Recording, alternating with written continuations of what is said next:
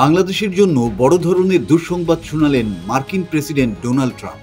White হাউসে এক সংবাদ সম্মেলনে বাংলাদেশের পণ্য আমদানির উপর ৩৭% শুল্ক আরোপের ঘোষণা দেন তিনি। এতদিন যা ছিল ১৫%।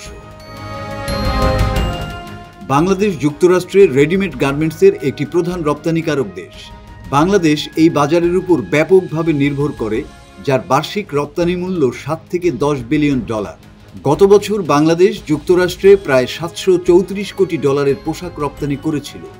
নতুন করে উচ্চমাত্রার শুল্ক আরোপের ফলে বাংলাদেশের রপ্তানি, বিশেষ করে তৈরি পোশাক খাতের উপর বড় ধরনের নেতিবাচক প্রভাব পড়বে।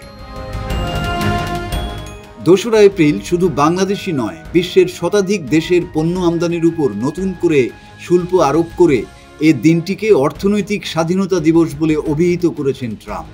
অর্থনীতিবিদরা বলছেন, নতুন এই শুল্কের ফলে প্রবৃদ্ধির গতি কমে যেতে পারে, বাড়তে পারে মূল্যস্ফীতি। আবার বিভিন্ন দেশ পাল্টা প্রতিক্রিয়ায় প্রতিশোধমূলক শুল্ক আরোপ করতে পারে।